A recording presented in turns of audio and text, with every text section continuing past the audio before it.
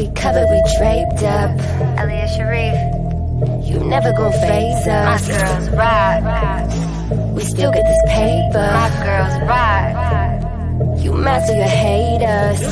Every city, my girls, we rock. Every city, my girls, we rock, we rock. Every city, my girls, we rock. Every city, my girls, we rock, we rock. Every city, my girls, we rock. Every city, my girls, we rock. Every city, my girls, we rock. Every city, my girls, we rock, we rock. I ain't no Taliban, just counting bands. My girls rock, tell a friend. Think we all press, try to hold our hands. Black hijab, no contraband. You the Walking Dead, I'm the Mockingjay. Go and catch a fire, Hunger Games. All black attire, I be MIA. You be tryna bite in a simulate. You wish you could get with my style. Wish you could copy my files. Wish you weren't so indie now. Wish you could handle these trials. Wish you could run all these miles. Covered in tribal, talking that trash, you don't get the bag though. Still looking flat like my favorite map post. A giant on my back like T-FIFO. Ready, go. I got my crown on. Check. My fly on. Check. I'm serving these fools. I'm making these moves. They running all wild. They bite my style. My girls rock. They know we hot. They know we hot. Every city, my girls, we rock. Every city, my girls, we rock, we rock. Every city, my girls, we rock. Every city, my girls, we rock, we rock. Every city, my girls, we rock. Every city, my girls, we rock. Every city, my girls, we rock. Every city, my girls, we rock, we rock. Snatched in my crown piece, afro underneath, like who is she? Aisha Curry with the pack of the recipe. They be scheming, they be blowing why they mad at me. Flat fees, your talk is real cheap. Catch me on the block like a real G. Shiesty, yeah, I know you don't like me. Likely that you turn around and bite me. So I gotta check you like Nike. You wish you could get with my psyche. Wish you could dress up just like me. Wish you could get with the flyers. Stereotyping. Wish you were covered in vibrance. Nope. I be on a higher note. You be on a tired hope. I be on a grain named dope. Muslima on the rise, you know. Ready? Ready? Uncover the drape. You never gon' phase us. We still get this paper. You mad cause we made it. You phony, you basic.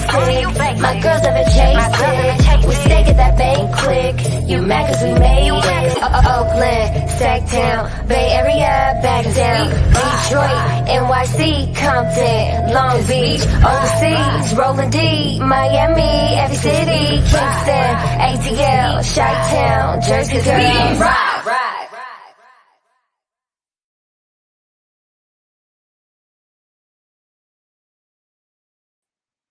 Assalamu alaikum. May God's peace be upon you all. Welcome back to She Speaks Volumes. I know you haven't seen me in a while. It's been a minute, but I am so grateful to be with you all this evening, and I'm so excited for our conversation today. As I said, it's been a while, so let me know where you're checking in from. Go ahead and put a comment and let me know where you're coming from. Assalamu alaikum. Alaikum salam to Sultana, my sister from Jersey. We have some others coming in. Sister Najma, she gives her salams to the group. Yeah, just keep telling me where you're from, and I'll make sure that I'll shout you out while we are getting this show going. So tonight I have an exciting show. Okay, Sister Najma's coming in from Decatur, Georgia. Assalamu alaikum, sis. I have Sister Karima Hanifa from Atlanta, Georgia. Assalamu alaikum. My cousin Chanel coming in from Bayonne. Love you, girl. Thank you for watching. I have a few other people who I know will be joining in, and so I'll make sure that I shout you all out. But we have an exciting show for you tonight. I have a special guest. So this show actually is going to be in collaboration with the Melanin Hijabi. And I'm going to read a little bit about her. And for those of you who don't know, the Melanin Hijabi happens to be my oldest daughter, Aneesah. So I'm going to read to you a little bit about her. And we're going to get started for this evening.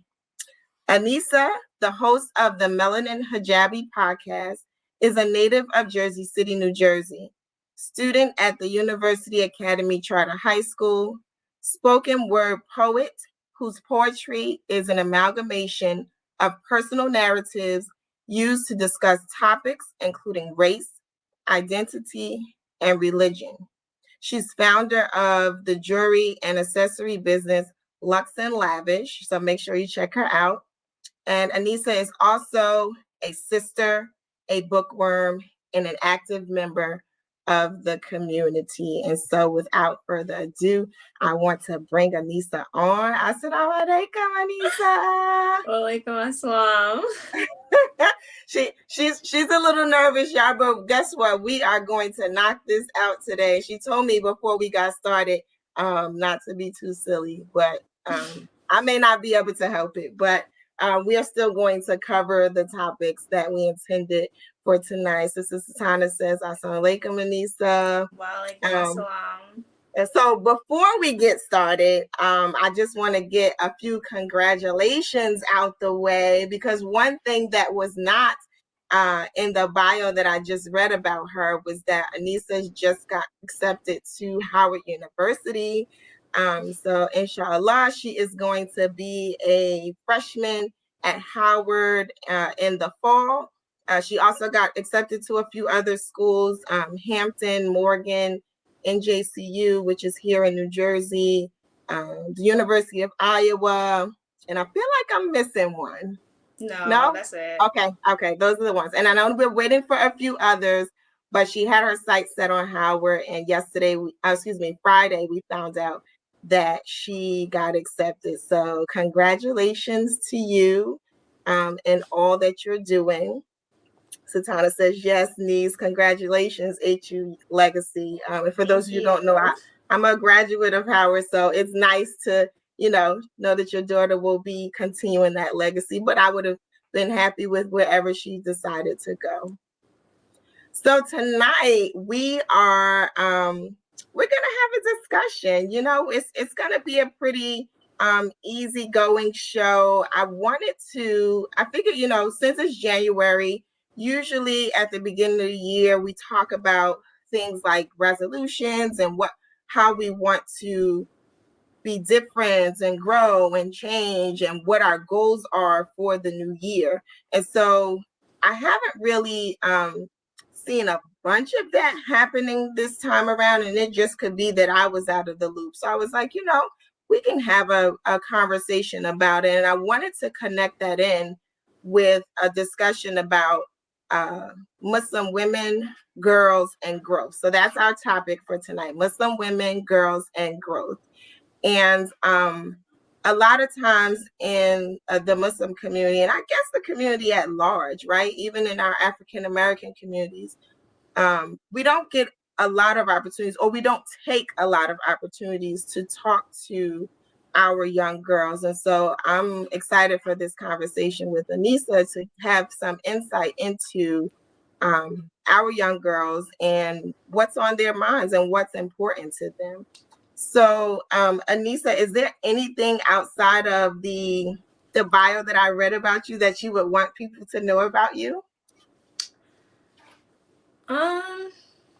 No, I took a lot of time making that bio, making sure that I included everything that I wanted to share. Okay. All right. So with that said, I'm going to jump into our first question in this discussion. And that is, what is it like to be a Muslim girl from your perspective? Say the last part again. What is it like to be a Muslim girl from your perspective, from your experience? From my perspective. I'm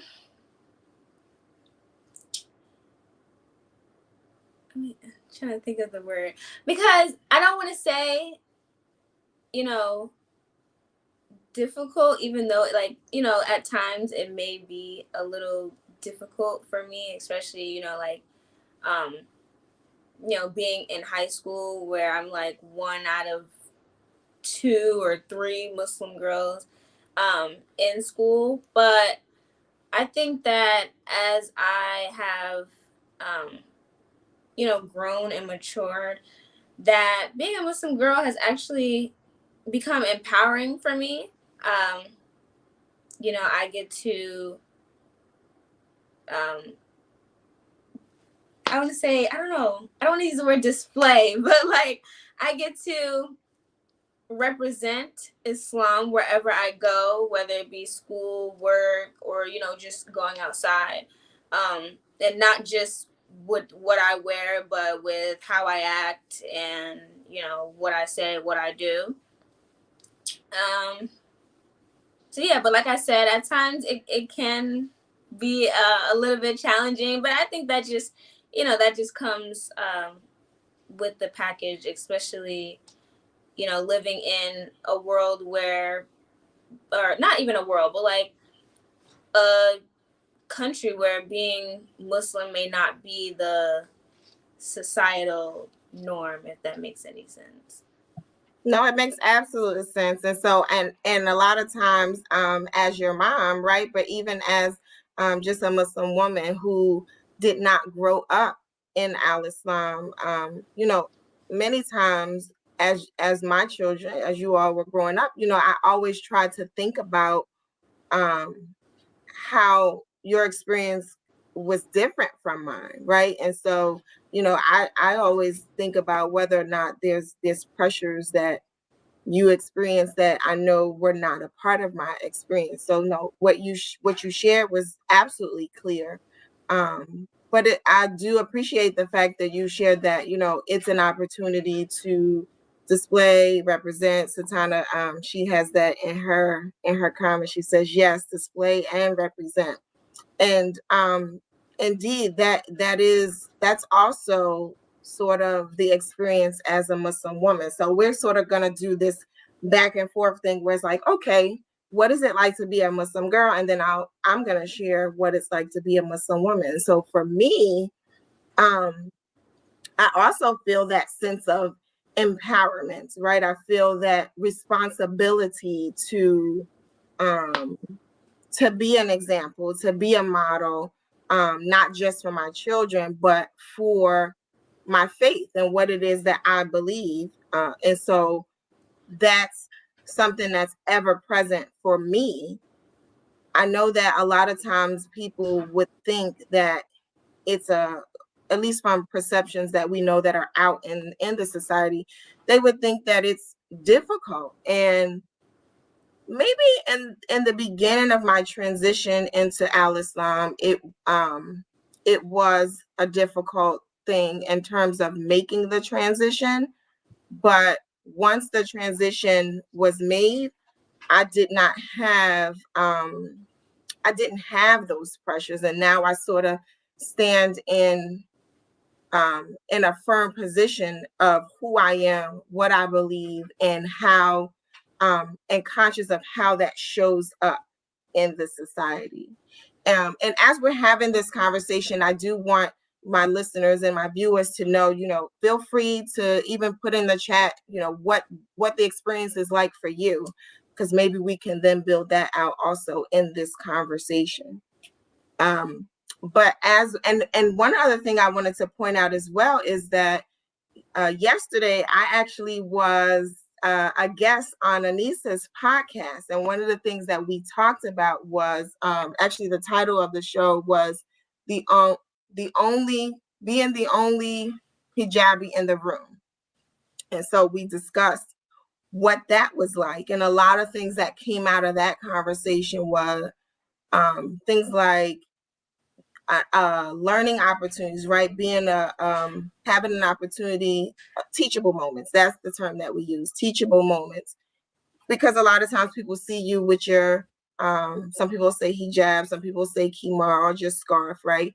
And if they knew you, if you came into Al-Islam as an adult or later in life, and people knew you before, they have a lot of questions. And even if you were always covering, people have a lot of questions. And so it does become an opportunity to teach people about your faith, what you do, why you do it, so that they get a better understanding.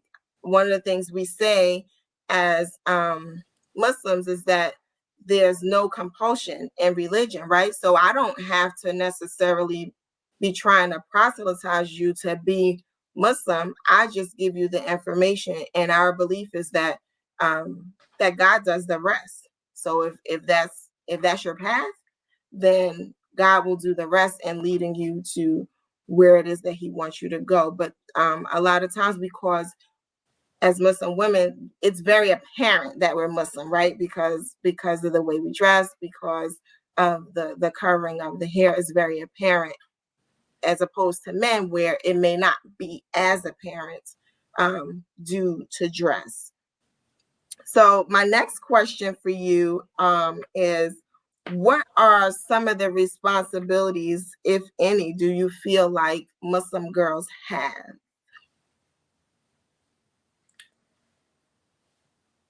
I believe that there's like a responsibility to, like I said, like represent Islam in the best way possible, especially when you have like these different media influences that may not be the best representation of Islam. If you feel that it's not your responsibility, that's okay. But for me personally, I feel as though, you know, in the morning when, you know, I put on my scarf and I'm covering, that when I walk outside, when I go to school or when I go wherever I have to go, I have a responsibility to, you know, represent the you know, the beauty that is Islam. And yeah, like when I go outside, when I talk to people, like I'm nice to them. I show them, like, you know, like in Islam we're nice. We, you know, we talk to you nice. We're not just like out here cutting you up. So yeah, It and depends just on also, which day you ask me about that, because I might cut you up a little bit. yeah, as long as you being respectful and which you saying and what you asking, 9 times out of 10 you're gonna get you know, nice, you know, cute little response. I don't know about that other 1 out of 10, but I think in a sense, there's also a responsibility to, like how we talked about yesterday, to educate people when they have questions, because a lot of times people, they just want to know because they don't know. And I think that if you have that knowledge, that there is a responsibility to teach others, because why, you know, like, it's a question of like, why wouldn't you? Like if someone else had the knowledge and you wanted to know, wouldn't you feel that they had you know, like the responsibility to tell you? And you know, there's blessings in all of that. So yeah.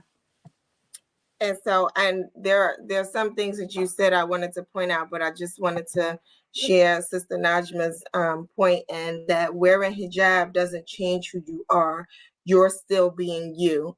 And that's one of the things that I had shared when I was a guest on Aneesah's podcast yesterday, is that I'm authentically me, right? I am who I am with or without the kimar. However, being or accepting Islam, there are then now some standards that I now measure my behavior against, right? So there are some tweaks to that, but it doesn't change who I am at my core.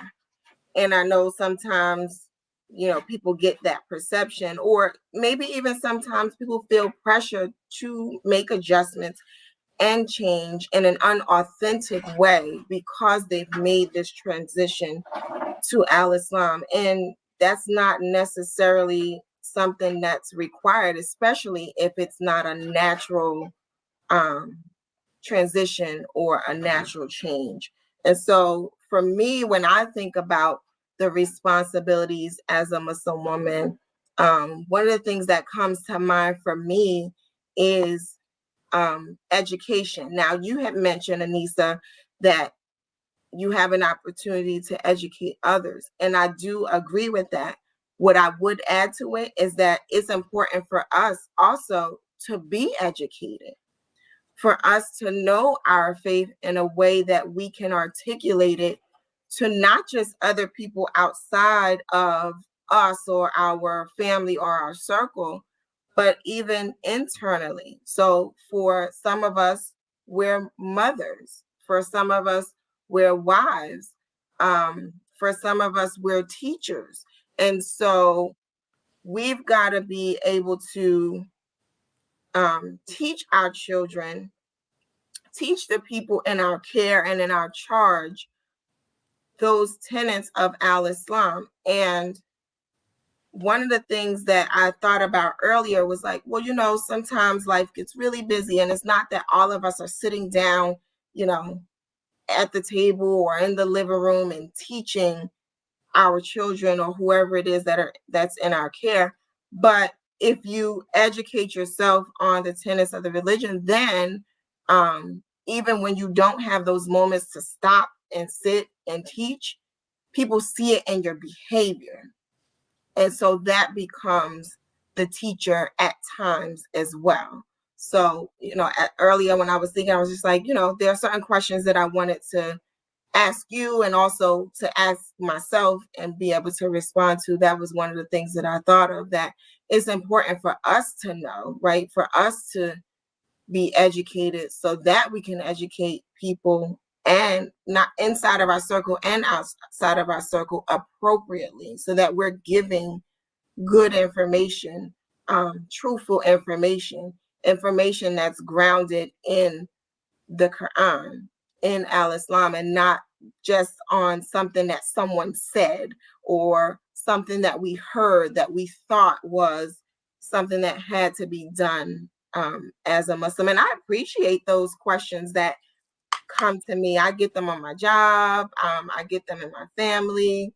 And I never really take offense to the question. I know sometimes, people are just like, oh my gosh, I don't believe she asked me that. Or I don't believe he asked me that. Those kind, because sometimes you get those moments, right? Like, you wear that scarf all the time. Like, yeah, sir, I wear it in the shower. Of course I don't wear it, all you the gonna time. wear that in the summertime too? It's hot. No. Just fall through spring. Right. Right. And so I never really get offended by those types of questions, because people really don't know. Like, for instance, for me right now, this is sort of like a lightweight khimar. So this would be something that I would wear in the summer, because I wouldn't wear something heavy, right? I am going to be hot and sweaty, obviously. But yeah, I always approach it as a teachable moment. So my next question for you is, what are some things that Muslim girls want?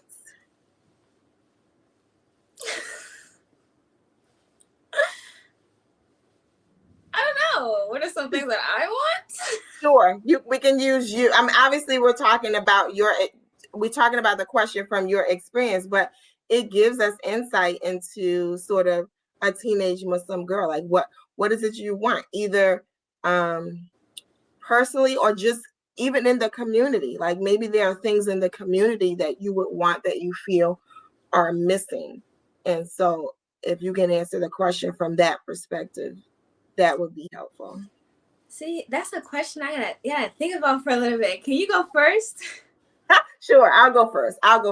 Okay. So if I'm answering that question, and I just want the audience to know, absolutely throw your insights in there. We love to hear the desires from the desires of Muslim women from your perspective, or Muslim girls from your perspective as well. But if I'm sort of thinking about me, and I'm thinking about the sisters that I'm connected to and that I come into contact with, a lot of things that are articulated is that, we want the best for our children. We want our children to gravitate to the faith as we have gravitated to the faith. We want to be good Muslim mothers and wives. We want good husbands. I know that comes up in conversation amongst Muslim women that I'm connected to. We want our counterpart to be a complement to who we are, where we are in life, what we have accomplished, or what we seek to accomplish. And so that sometimes is a point of conversation.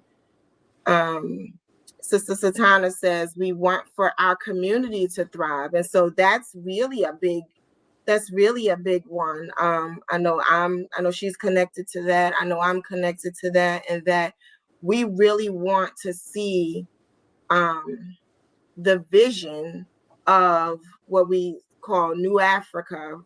Even Muhammad would talk about New Africa in this community where we're able to function on our own and thrive and have businesses and have prosperous communities and have families that are sticking together and staying together and moving the needle on our mission and our visions.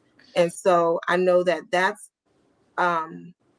really heavy on a lot of Muslim women's hearts. Respect is a big one too, that you kind of see in the larger community. We hear stories about a sister's kimar being pulled off. There are some young girls that are now in school, and there's stories, oh, the teacher removed the second grader's kimar, and it's like, what? Like, why is that even a thing?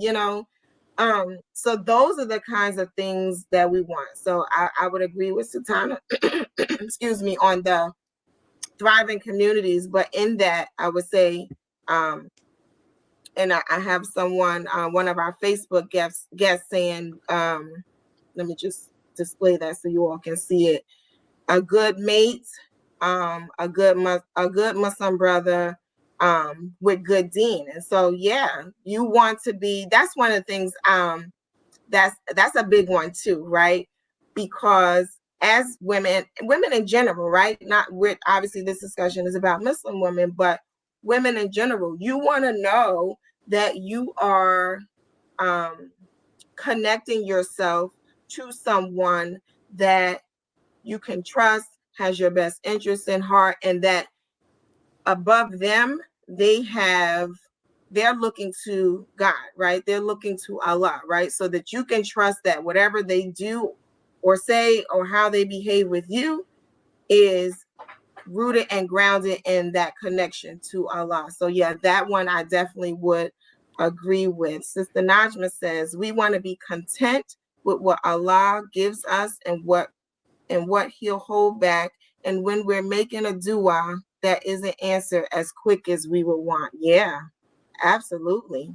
We ask for a lot of things, right? And we're just like, all right, God, it's the time is ticking. Where is it? So yeah, we're looking for that contentment too, to be satisfied with where we are, what's intended for us, that it'll come, that what Allah intended will come to fruition, and that we have the patience to wait for it to happen rather than rushing some things and maybe messing some stuff up. So that's from my perspective. I would definitely say the being a good wife, a good mother, having our children to follow in the faith as well, be connected to the faith, having the community to thrive, and for us to really operate in our greatness. Now, what would you say? And it may be some of the same things. I think that one thing you said was like about businesses. For me, like having my own business, I know like, in 2020 there was like this big thing of like, support Black owned businesses. But I think something that I will also like to see, and I believe that was question like things you would like to see, right? Okay. Would be like, a more emphasis on, Muslim owned businesses, because there are a lot, some that we know about, some that we don't know about. And to just have that, popularized, and even having like events where we just like showcase, Muslim businesses. You wanna support the community, and you wanna give your dollar to the Muslim community. Here's an event to do that, or here's a business where you can, have that.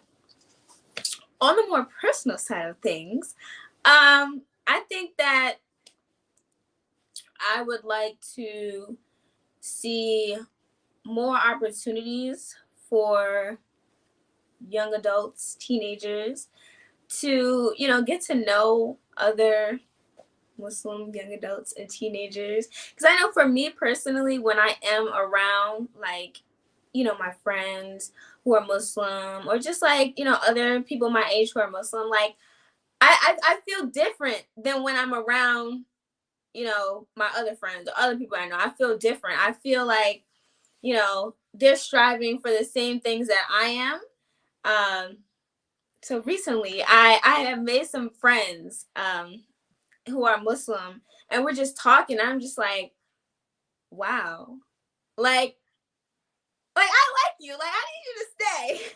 And I think it's just this sense of having people around you who have the same vision as you, who are working for the same things that you are working for, who have the same lifestyle you have, who um follow and have the same beliefs that you do. One thing that I had started in school was an interfaith student council. So we a majority of the students are Muslim, and I think what's nice is that we get to share our experiences being Muslim, and we get to share even like the different cultural aspects of, you know, being a Muslim who is African American compared to being a Muslim who is not African American, who has a different ethnicity. I think another interesting thing about the club is that it's not only Muslim students. So I think that also having like something that I would want to see is also just like having an opportunity to learn about others, if that makes sense.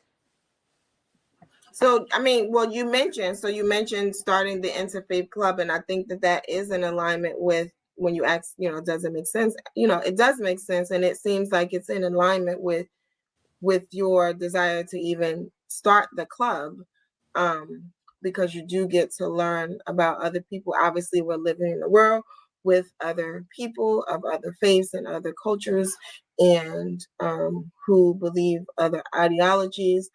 And so that's also interesting too, right? That is interesting to be able to learn about those things.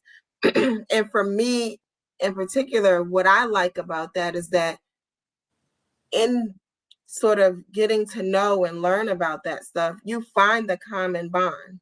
You find the piece that you all can operate from and move forward in. Yeah, So there are a lot of pieces. Yeah, because there are I'm a lot like of there are more similarities than differences, and we have our conversations. I'm just like, did you realize that we just talked for an hour and there are only 3 things that we said differently out of an entire conversation? When, like, I remember we had a conversation about the different religions and like covering your hair, and a lot of the stuff we were talking about was so similar, and I'm just like, I didn't know that before, and that's so interesting how there are more similarities than differences.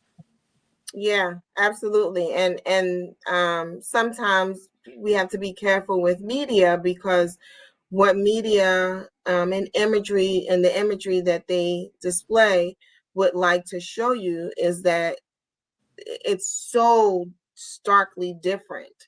And if you buy into that, then you buy into a misunderstanding, because you know, there, as you said, there are so many similarities. And so rather than focusing on what the difference is, it's like, well, let's just come together on the things that are similar. So I know for your group, and Sultana was asking, is the club local or national or international? And so if you can just answer her question about the club that you... So the club is actually for my school right now, because it is you know, listed as a club just for my school.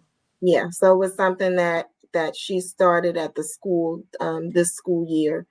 So it's just relegated to the school.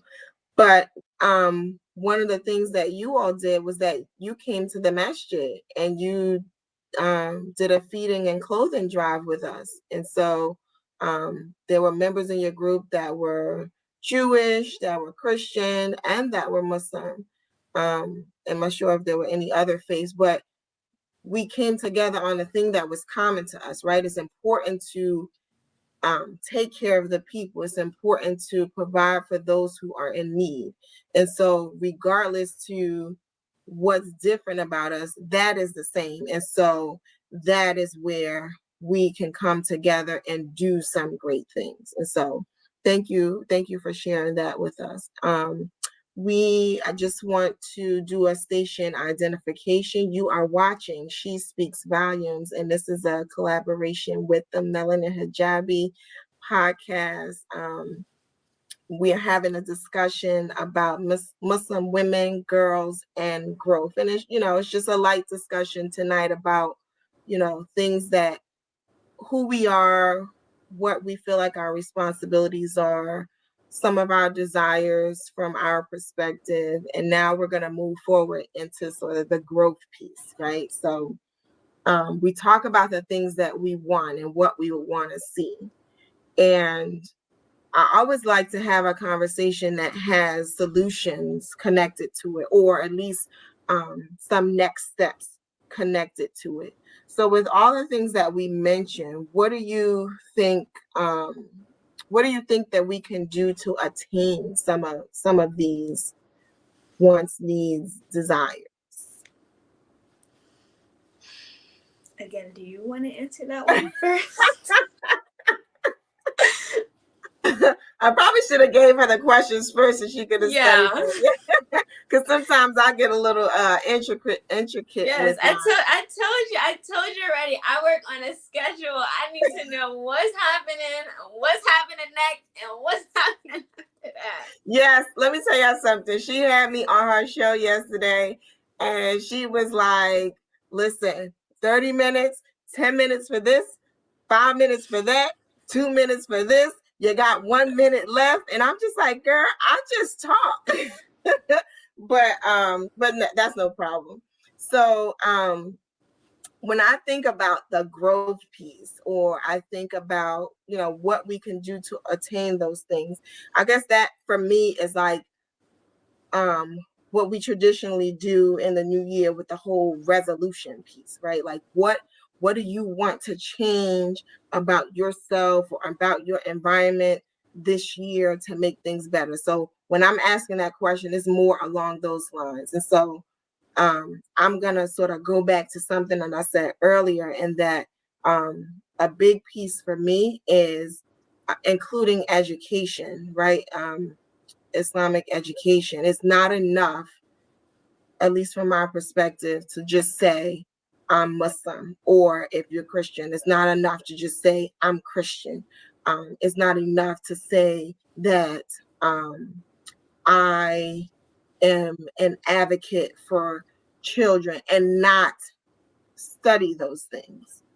And so for me, one of the areas of growth I see is learning more about the things that you say you believe.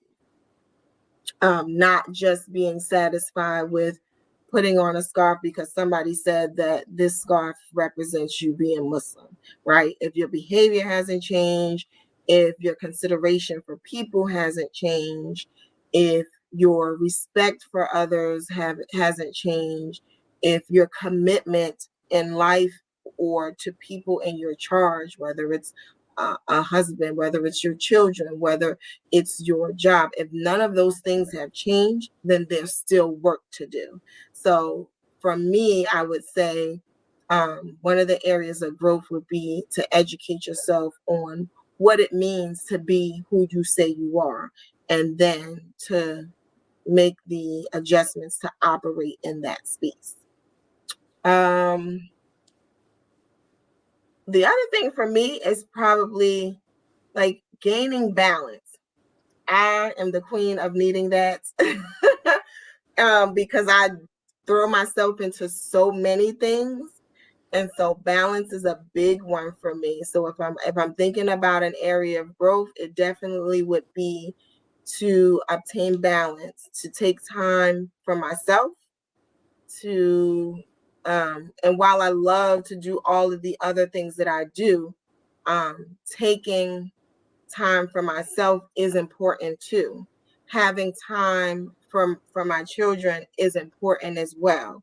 And so maybe there are times where some of the community things that I do have to kind of take a back seat for a moment because I've got to sort of, juggle it all. And so those are big ones for me. Education, that's related to you really understanding who it is that you say you are, even if that comes to like you just learning more about yourself. Those things that make you tick, what makes you happy, what makes you sad, what makes you angry, how to adjust or how to know when it's coming, see the signs, and then do something different. That's important. And then the other thing is obtaining balance so that when we say, I want a husband, I want to be a good Muslim mom or be a good mom in general, when I want to be a successful business person, those things come easier because you've sort of done the education piece on the front end of learning who you are, what it is you believe, and then the rest sort of falls into place. And then I would add one more, and that last one for me would be being more consistent with prayer. And so that one would be one for me. And again, for our listening audience, our viewers, if that's if there's something that you want to share, please feel free. We'll display it on the bottom of the screen. But yeah, that's another big one for me because I believe that if you say that your goal is to, for instance, you're going to be going to college. So you say, I want to go to Howard University, or I want to be a psychologist. Maybe I say I want to get married, or I want to have all the businesses that I, kind of put a little bit of energy into. I want to have them thriving. Then I believe that your prayers should be connected to those goals, right? So it's not enough for you to just say you want those things, but when you're praying, you don't, say those things in your prayer, or you're not praying about it at all. So that would be a third one for me, is to be more consistent with prayer and connecting it to the things that are in my vision. And so before you share yours, I'm going to share a few from the audience. And so Sister Najma says, Islamic education related to practical living in a non-Muslim country. That's a good one. That's a really, really good one. Yeah, because we have to operate, in our faith, but in a society that doesn't necessarily support our faith. And so, that's major, right? You have to figure out how to maneuver and still maintain who you say you are. That's not always the easiest thing to do. If you're saying, well, you know what, I want to eat halal meat off, when I eat, or I want to eat halal. Well, now there are a lot more opportunities, but at one point, or maybe in certain areas of the country, that's not the easiest thing to do. So now you've got to make some adjustments to kind of figure out, well, what do I do and how do I position myself to make sure that I can do that in a society that does not support it. And I think that that's something that we just continuously will do. It's not something that we sort of just figure out and then operate from that space.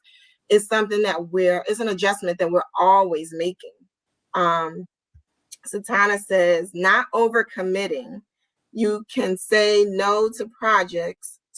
She said, talking to myself first. Right. And so trust me, I understand, sister. I understand. Overcommitting is, I'm getting better. I don't know about you, but I'm getting better. because I would definitely be like, yes, yes, yes, yes, yes, yes, yes to everything. And now I've learned to kind of say, I've learned to ask people, what does that entail? What do you want me to do? What does it require of me to do what you're asking? And if in that there is something that I'm just like, yeah, I really don't have the time to do it. And I'm like, okay, I can do this piece, but I can't do that piece. And so you will have to find someone else to do that piece. And trust me, I'm a work in progress because I love to say yes. You know what? I think that's so beautiful because I'll just say no. Like, no, sorry, I can't. Let me tell y'all, she is telling the truth, the whole truth, and nothing but the truth. Because she'd be like, no, I don't want to. So, but for me, I am, I'm a work in progress with that. And then Chanel says, how do you go about learning Islam if you're not Muslim? Ooh, that's a good one. And so I would just say,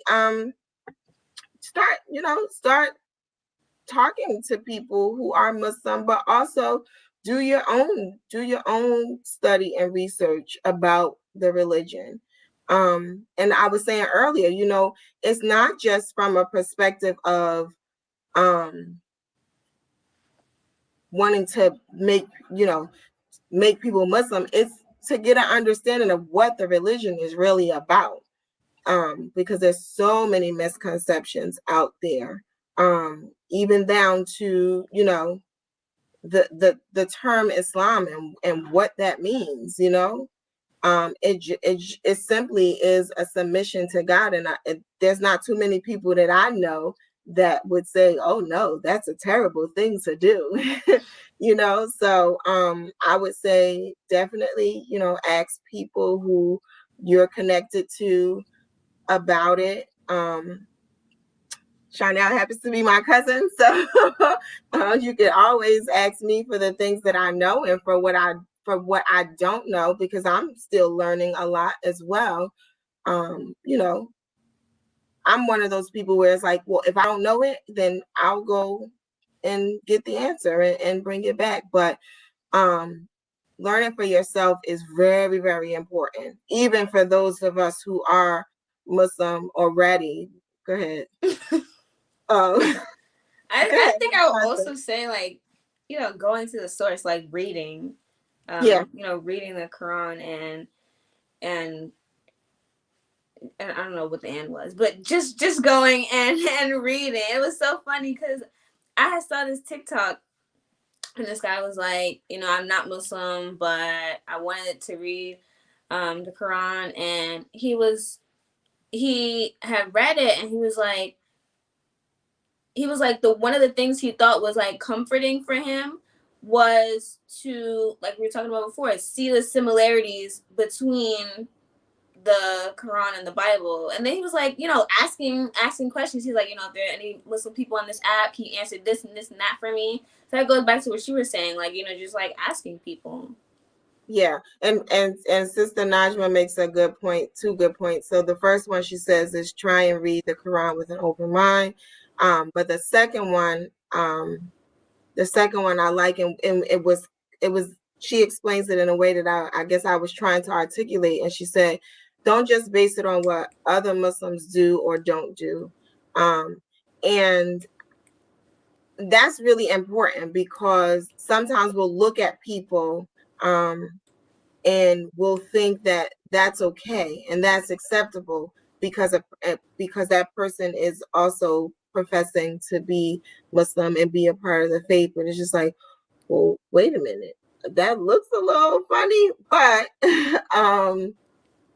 they're Muslim, so it must be okay, it must be acceptable. And so that goes also to Aneesah's point, and the point that I was making earlier, is that it's important for you to read and to study for yourself, because there's a lot of things, as with anything. I mean, when I was growing up in the church, there were things obviously in the Bible that people around me weren't conforming to, but that didn't mean that it wasn't what they were doing was the right thing to do. So you always sort of have to do that search for yourself. And then Sasana says we should always be studying. And I believe that's so true.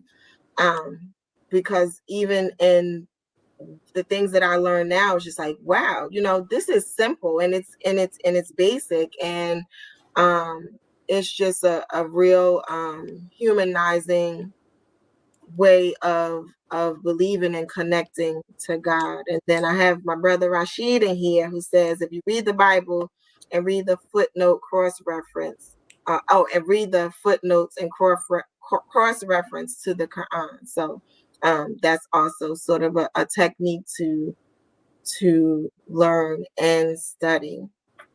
And so you see the chat and I can't. I got superpowers on my end. Don't worry about it. Okay.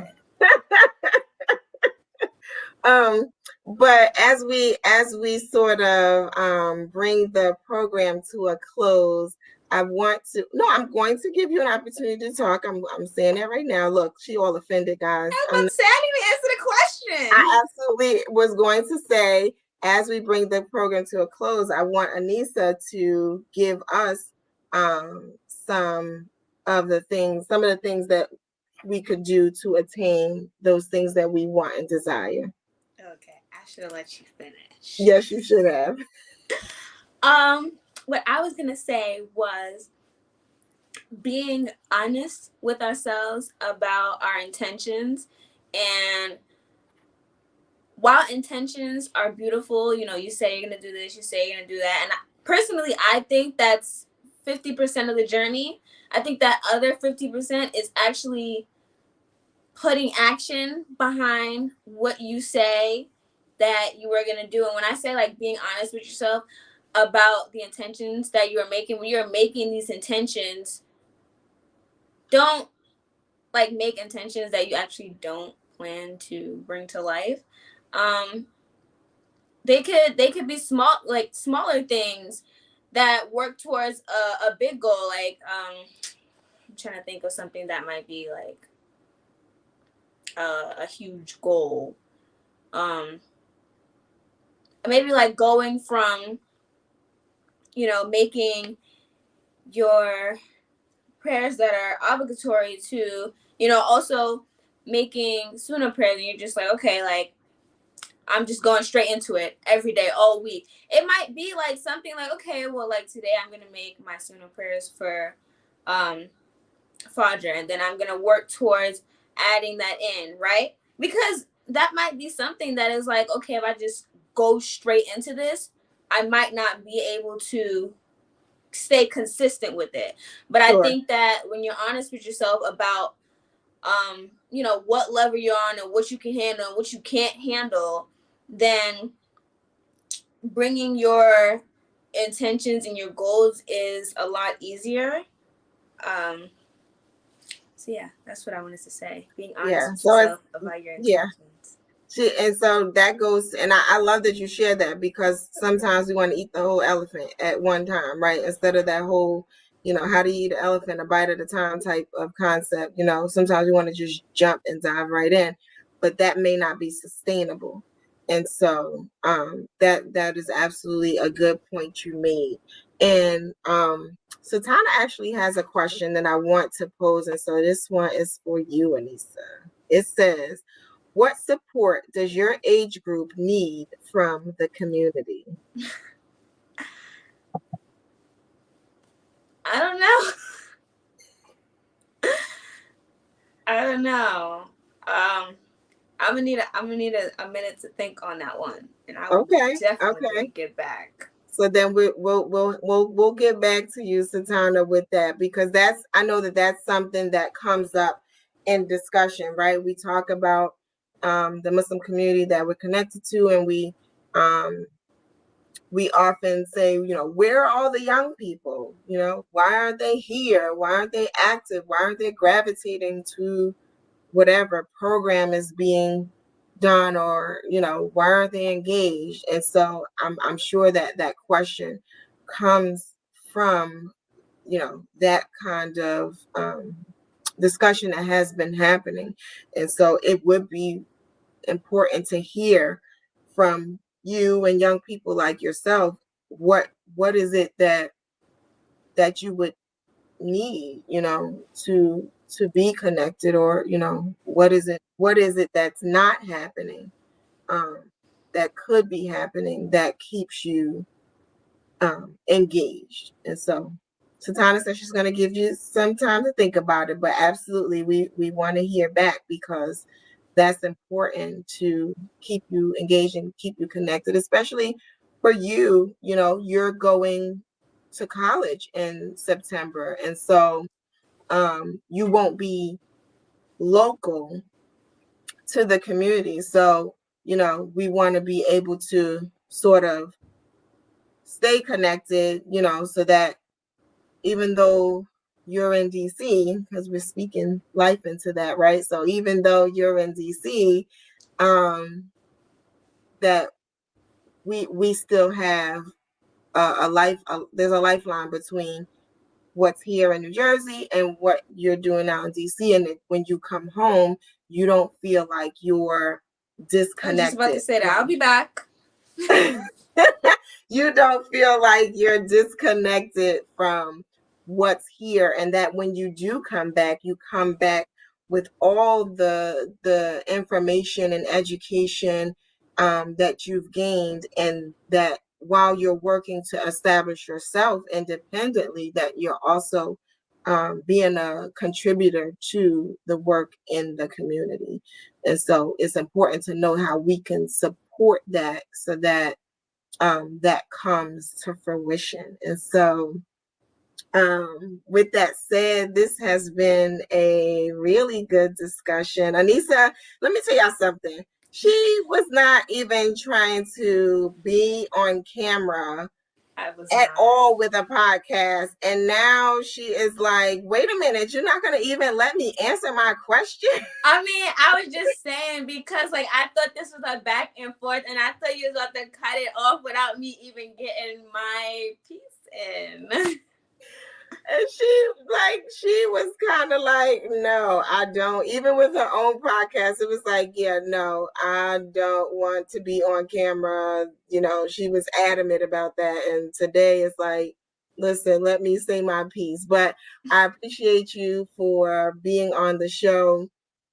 I enjoyed this conversation. I hope to have many more conversations periodically.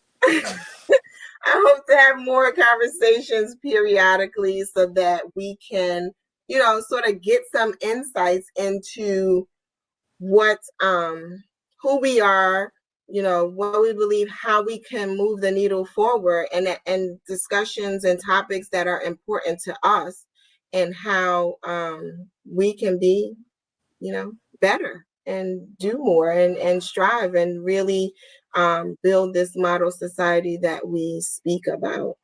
But before we go, I want Aneesah to share information. She's like, what? Just share your socials, so that we can, people know where to listen to you or find you, or. Oh, there go my little link right there. Okay. Yes. But I am on Instagram and TikTok at the Melanin Hijabi Podcast. And you can also listen to my podcast, same name, the Melanin Hijabi Podcast, on Anchor, on Apple Podcasts, and on Spotify. Okay, so if you want to catch the Melanin Hijabi, you can go to any of those. Listen to, I think she has 3 shows up there so far. It's 3?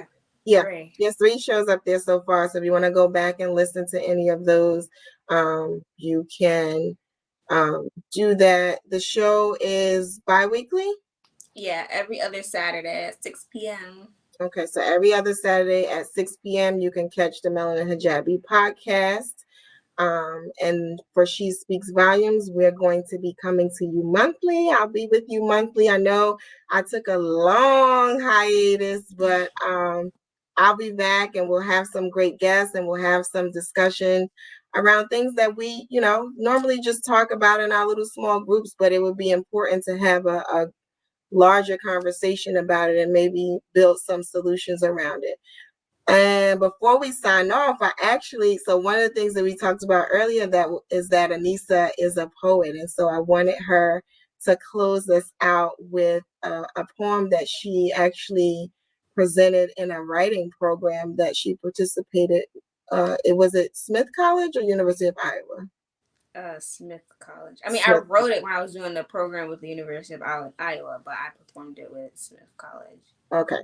So I'll give you a chance. Wait. No? You gotta give me a second to get my book, because that was a while ago. That's fine. I'm going to put her off screen while she gets her book. And I just want to thank you all for joining us tonight. I enjoy this. I enjoy it. It's just that timing is always not on my side, but I enjoy being with you, having conversations with you, and she is back. So we are going to bring her on. She's going to perform her poetry, and then we're going to close out. Okay. All right, hold on. Let me move this back a little bit. Perfect. So the magic happens. Okay, so the title of this poem is Privilege Is. And the headline read, U.S. Capitol Riot. In the description, there was a word that jumped off of the page and into my mouth. And when I realized the word had been too painful to swallow, it crawled down my throat anyway. It played hopscotch in my stomach until I was finally able to disgorge it from my system. There, before me, was the word protesters. Not thugs, criminals, or even rioters, but protesters. Someone, please hand me some Scrabble letters so I can rearrange protesters into privilege. You see, privilege is not knowing what it's like to have an adrenaline rush when you hear sirens. Privilege is your parents telling you to come home before dark because they don't want you out late, not because they want to be able to hear your voice again. Privilege is being able to complement the word parent with an S. Privilege is not being treated differently because you have an actual cultural background. And yes, I said actual cultural background, emphasis on the word actual. Hold on, let me rewind, slow down, and code switch before I become the next angry Black woman on your social media feed who actually isn't angry but honest. She's blunt, real, genuine, fed up with the world playing the quiet game because the winner is always the one who stays silent, right? Privilege is getting to sleep at night and not having to worry about the interruption of death by the men in blue. Privilege is having a non-functioning brake light and receiving assistance. But for those of us who aren't so privileged, that non-functioning brake light is a one-way ticket to the grave. Privilege is getting out to go outside and play with a toy gun because they're only pretend, right? Privilege is having the opportunity to walk outside with whatever type of clothing you choose and not have to be identified as sketchy, later to be identified as dead. Privilege is telling your mother you're going to the store to buy a snack and that you'll be back. But for those of us who aren't so privileged, that is nothing but another broken promise.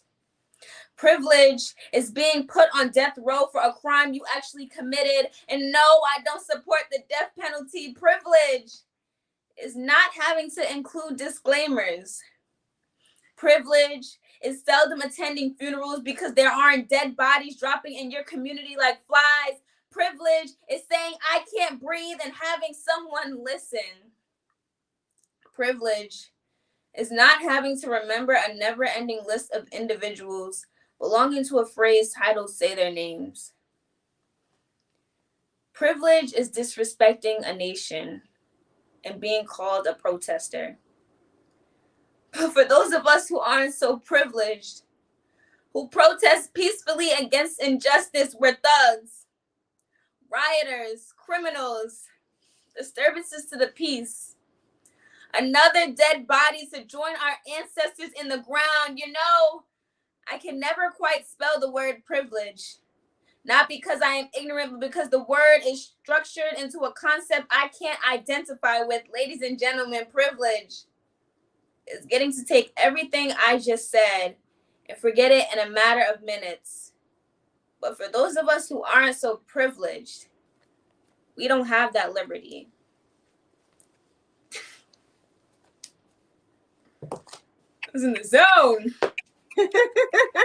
Snap, snap, snap, snap, snap, snaps for my baby. Thank you so much, Aneesah, for closing us out with your poem. And until next time, you all be well. I pray, Allah, that you all have a good week, a good month, that all the goals and visions and dreams that you have for yourself, for your families, for your communities come to fruition, and that we all work towards the betterment of each and every one of us. Assalamu alaikum. Alaikum.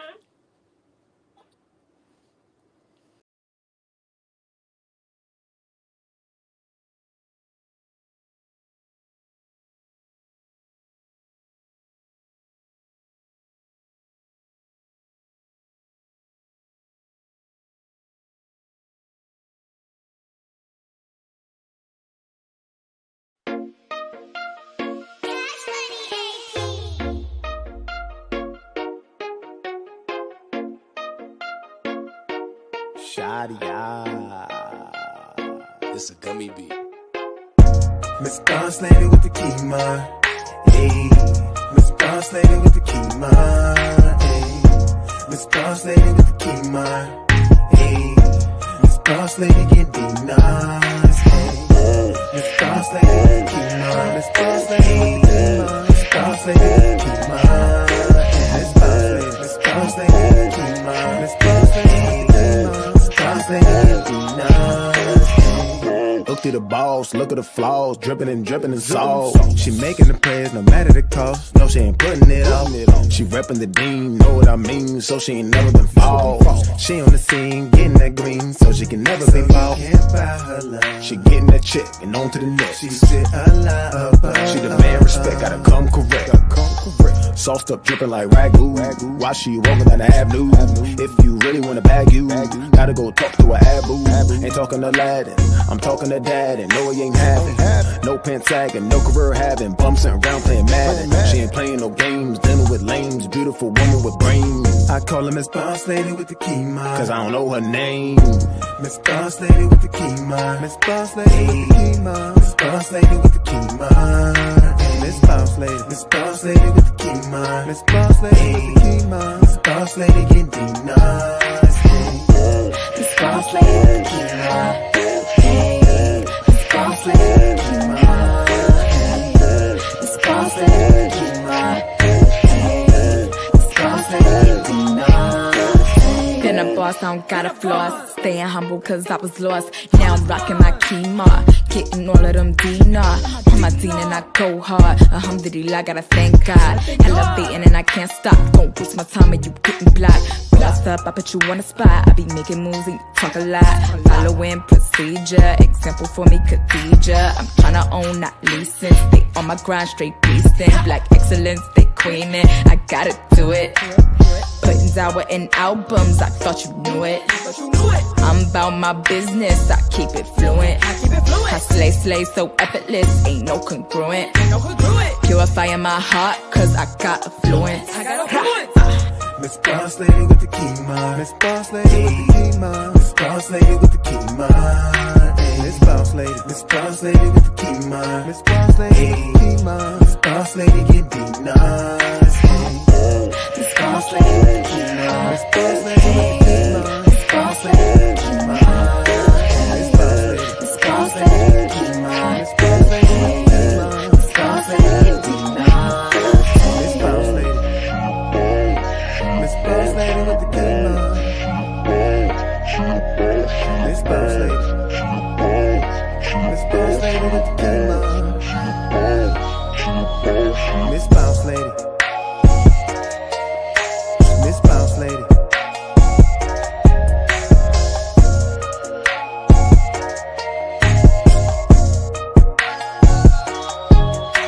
Miss Boss Lady.